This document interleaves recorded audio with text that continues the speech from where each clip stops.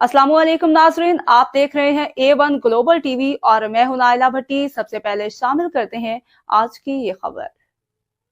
शामिल करते हैं डिस्ट्रिक्ट भाड़ी से डिस्ट्रिक्ट ब्यूरो चीफ मोहम्मद मौसम की रिपोर्ट के मुताबिक कोalition फॉर टोबैको कंट्रोल पाकिस्तान के ज़रिए तमाम एंटी स्मोकिंग के हवाले से आगाही सेमिनार और तकरीब का इनेकाद किया गया, जबकि स्मोकिंग से होने वाले नुकसानात के हवाले से आगाही वाक भी की गई। आगाही वाक और सेमिनार की क़यादत समाजी रहनुमा नशीन मलिक, साबिक MPA फरा मंसूर कर रही थी। समाजी कारकुनान की तरफ से मुख्तलिफ कॉलेज और तलबा और तालिबात समेत सरकारी एहलकारों को आगाही फ्राहम की गई। समाजी रहनुमा नशीन मलिक का कहना था कि माशरे में खास तौर पर नौजवान नस्ल में बढ़ती हुई स्मोकिंग से खतरनाक अमराज फैल रहे हैं, जबकि स्मोकिंग से नौजवान बेराह रवी का भी शिकार हो रहे हैं। ऐसी सूरत हाल में तमाम अफराद को किरदार अदा करना चाहिए, स्मोकिंग जैसी बुरी आदत को रोकने के लिए आगाही फ्राहम करनी चाहिए। साबिक MPA फरा मंसूर ने कहा कि हमारे कई नौजवानों पहले किसी को देखकर स्मोकिंग शुरू करते हैं, जिसके बाद वो आइस समेत मुख्तलिफ नशावर अद्वियात मिलाकर स्मोकिंग शुरू कर देते हैं, जिससे माशरती मसाइल और खासतौर पर जुराइम में इजाफा हो रहा है।